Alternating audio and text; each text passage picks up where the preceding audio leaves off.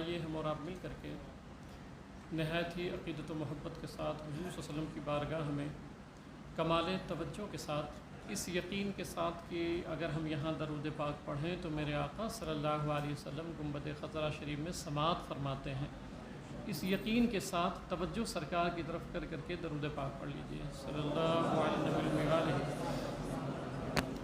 صلاۃ و سلام علیک یا رسول اللہ صلی اللہ تعالی علیہ وسلم، صلاۃ و سلام علیک یا حبیب اللہ صلی اللہ تعالی علیہ وسلم۔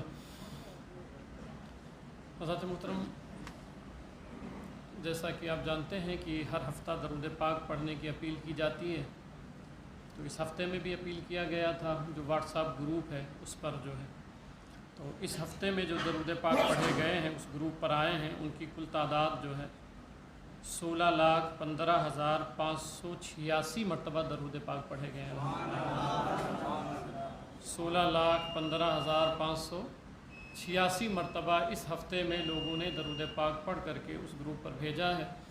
اللہ تعالیٰ سے دعا کریں کہ اللہ تعالیٰ حضور صلی اللہ علیہ وسلم کی بارگاہ میں یہ تمام درود پاک قبول فرمائے، اور حضور صلی اللہ علیہ وسلم کے نالین کے صدقے میں ان تمام درود پاک جو پڑھے گئے ہیں ان کے صدقے میں جن لوگوں نے پڑھ کے بھیجا ہے اللہ تعالیٰ ان تمام کی اور ان کے صدقے میں ہم سبوں کی مغفرت فرمائے۔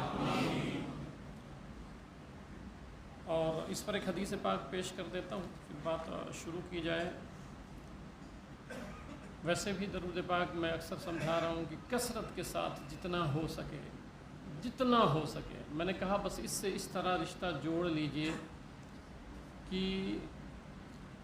ہر لمحہ، ہر گھڑی، ہر وقت بس سرکار پہ درود پاک۔ ہاں، اور پھر آج جمعہ کا دن ہے، اللہ کے رسول صلی اللہ علیہ وسلم فرماتے ہیں قال ان من افضل ایامکم یوم الجمعہ، سرکار فرماتے ہیں کہ تم میں سب سے افضل دن تمام دنوں میں وہ کون سا ہے؟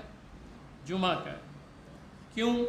فیہ خلق آدم، اس لیے کہ جمعہ ہی کے دن حضرت آدم علیہ السلام بنائے گئے، وفیہ قبضہ، اور اسی دن آپ کی وفات ہوئی، اور پھر اسی دن قیامت آئے گی، سور پھونکا جائے گا۔ پھر آگے کیا فرمایا؟ فَأَكْثِرُوا عَلَيَّ مِنَ الصَّلَاةِ فِيهِ، سرکار نے فرمایا کہ پھر یہ جو میں نے فضیلتیں بیان کی ہیں کہ جمعہ کا دن سب سے افضل ہے، اس میں حضرت آدم علیہ السلام بنائے گئے اور پھر اسی میں انتقال ہوا، پھر اسی دن سور پھونکا جائے گا، تو اس دن کیا کرو؟ سرکار نے فرمایا فَأَكْثِرُوا عَلَيَّ مِنَ الصَّلَاةِ فِيهِ، تو جمعہ کے دن مجھ پر کثرت کے ساتھ درود پاک پڑھو۔ یہ سرکار السلام کا فرمان ہے کہ جمعہ کے دن مجھ پر کثرت کے ساتھ درود پاک پڑھو۔ کیوں؟ کیونکہ فَإِنَّ صَلَاتَكُمْ مَعْرُوضَةٌ عَلَيَّ، حضور صلی اللہ علیہ وسلم فرماتے ہیں اس لیے کہ تمہارا پڑھا ہوا درود مجھ پر پیش کیا جاتا ہے، مجھ پر پیش کیا جاتا ہے۔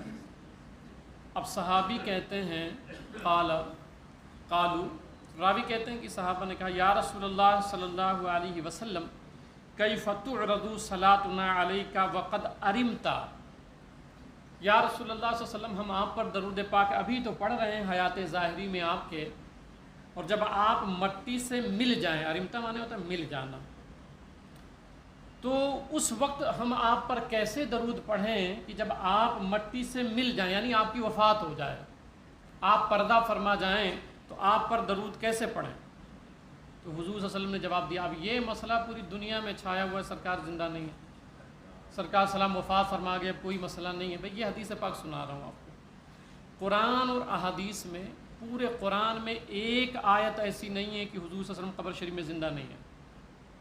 احادیث طیبات میں کل ذخیرہ حدیث میں ایک حدیث بھی ایسی نہیں ہے کہ سرکار علیہ السلام قبر شریف میں زندہ نہیں ہے، صرف ایک واویلا مچایا ہوا ہے۔ یہ جو دلیل دیتے ہیں یہ مکڑی کا جو جالا ہوتا ہے اس سے بھی کمزور دلیل ہوتی ہے ان کی، مگر ہوتا یہ ہے کہ چونکہ آپ پڑھے لکھے نہیں ہیں تو گھبرا جاتے بھئی یہ کیا ہو گیا، یہ دیکھیں یہ دلائل دے رہا ہے۔ حضور صلی اللہ علیہ وسلم نے کیا فرمایا؟ سرکار کی بات پر آنکھ بند کر لیں۔ وہ کیا؟ سرکار نے فرمایا ان اللہ حرم علی الارض اجساد الانبیاء فنبی اللہ حج،